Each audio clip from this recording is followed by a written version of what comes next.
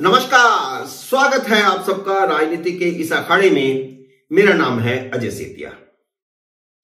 वैसे यह सामान्य घटना थी, पर सामान्य थी भी नहीं। आप कहेंगे कि दोनों बातें कैसे हो सकती हैं? तो बात यह थी कि जब मौजूदा लोकसभा का अंतिम सत्र चल रहा था, तो उसी समय प्रधानमंत्री नरेंद्र मोदी ने एक दिन अचानक कुछ सांसदों को लंच साथ करने का न्योता भिजवा दिया। पीएमओ से न्योता गया।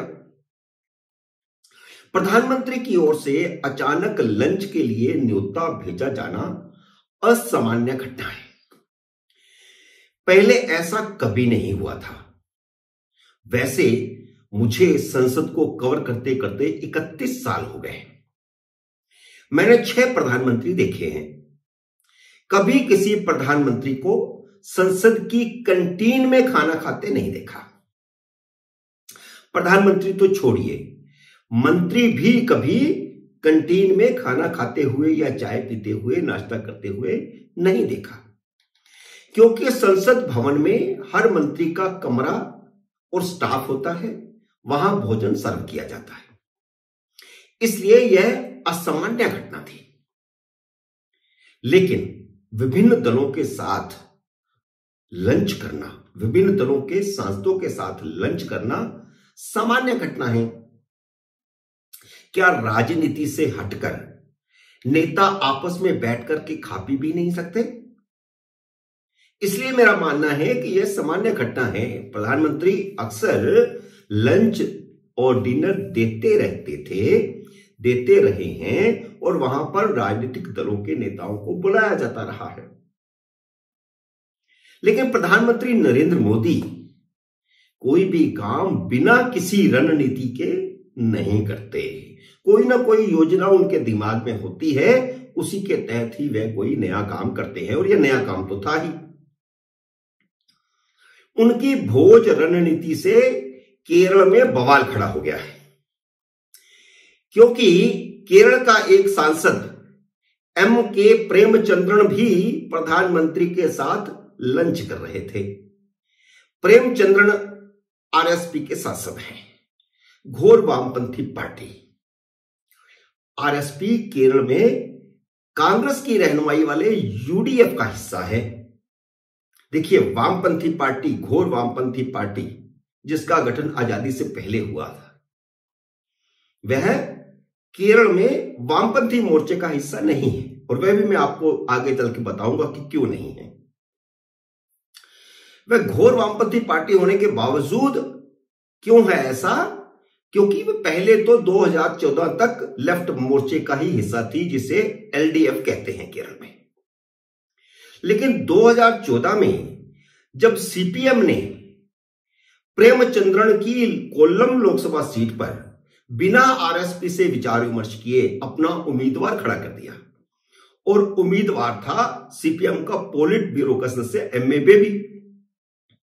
तो आरएसपी एलडीएफ से नाता तोड़कर यूडीएफ में शामिल हो गए।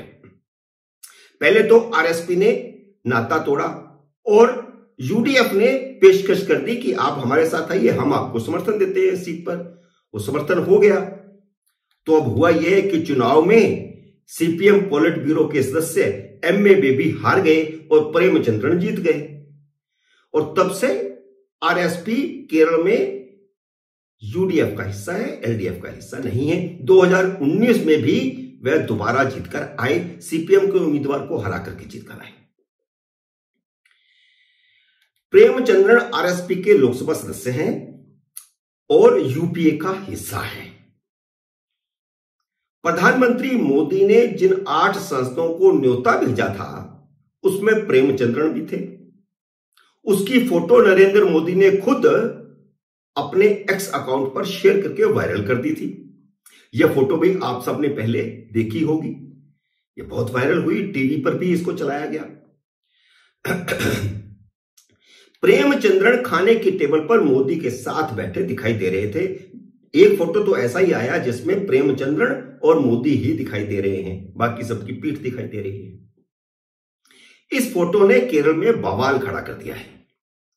सीपीएम और बाकी कम्युनिस्ट पार्टियों का केरल में कांग्रेस के यूडीएफ के खिलाफ एलडीएफ का मोर्चा है, लेकिन केरल के बाहर दोनों मोर्चे इंडी अलायंस का हिस्सा हैं। यानी केरल का एलडीएफ यूडीएफ वहां तो आपस में एक दूसरे के मुकाबले पर है, प्रतिद्वंदी हैं, लेकिन वहां से बाहर देश में दोनों ही इंडी अलायंस का हिस्सा है।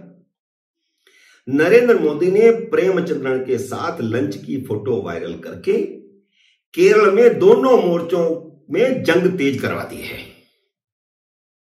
तो यह थी रणनीति मोदी की, जो कामयाब रही। सीपीएम ने अपनी नफरत की राजनीति का परिचय देते हुए कहा है कि प्रेमचंद्रन आरएसएस से जा मिले हैं। यानी घोर वामपंथी पार्टी का आरएसएस से कोई अंदरूनी गठबंधन हो गया है। यह सीपीएम अब खुले मंचों से केरल में कह रही है। तो केरल में बड़ा बवाल हुआ है। सीपीएम का कहना है कि प्रेमचंद्रन को मोदी का न्योता ठुकरा देना चाहिए था। केरल में लेफ्ट मोर्चे के कन्वीनर हैं जयराजन। उन्होंने कहा है कि मोदी ने कांग्रेस के शशि थरूर को तो नहीं बुलाया, फिर प्रेमचंद्रन को क्यों बुलाया? मित्रों, आरएसपी आजादी से पहले की बहुत पुरानी कम्युनिस्ट पार्टी है, लेकिन क्योंकि केरल में वह लेफ्ट फ्रंट का हिस्सा नहीं है, इसलिए मौका देखकर सीपीएम ने आरएसपी को आरएसएस का एजेंट बताना शुरू कर दिया है। और केरल में आरएसएस एक बड़ी फोर्स है। भाजपा अगर केरल में कुछ थोड़ी बहुत है तो आरएसएस के कारण है। और कम्युनिस्टों का, खासकर सीपीएम के काडर का आरएसएस के साथ अक्सर खूनी टकराव भी होता रहा है। जयराजन ने कहा है कि आरएसपी का झुकाव अब कांग्रेस से ज्यादा भाजपा की तरफ हो गया है। स्थिति यह पैदा हो गई है कि प्रेमचंद्रन को सफाई देनी पड़ी है और उन्होंने कहा है कि यह राजनीति से परे एक दोस्ताना मुलाकात थी। इस मुलाकात में कोई भी राजनीतिक बात नहीं हुई। लेकिन जहां सीपीएम ने प्रेमचंद्रन पर राजनीतिक बंदूकें तान ली हैं, वहीं कांग्रेस उनका बचाव कर रही है। प्रदेश कांग्रेस अध्यक्ष सुधाकरन और विधानसभा में विपक्ष के नेता वीडी सतीशन ने कहा है कि मार्क्सवादी पार्टी जानबूझकर बिना वजह का विवाद पैदा कर रही है। लेकिन केरल में जिस तरह के नए सामाजिक समीकरण, सामाजिक गठबंधन बन रहे हैं, उससे महाराष्ट्र की तरह केरल में भी दल बदल की नई लहर चलने की संभावना से इनकार नहीं किया जा सकता। मोदी ने बड़ी रणनीति चली है वहां पर। कारण क्या है? कारण यह है कि हिंदू और ईसाई कांग्रेस और कम्युनिस्ट दोनों पार्टियों के खिलाफ एकजुट हो रहे हैं। तो केरल में भी कुछ नया खेल होने वाला है। मोदी ने यूं ही लंच नहीं किया था। तब तो लोगों को लगा कि ये ऐसी है, मोदी ने ऐसे ही मेल मिलाप किया है, लेकिन यह रणनीति थी। मित्रों, उम्मीद है मेरा ये वीडियो आपको पसंद आया होगा। इसे लाइक और शेयर कीजिए। अगर आपने मेरे YouTube चैनल को सब्सक्राइब नहीं किया तो कृपया सब्सक्राइब करके अपना आशीर्वाद दीजिए। जल्द ही मिलते हैं अगले वीडियो में किसी नए विषय के साथ। तब तक नमस्कार।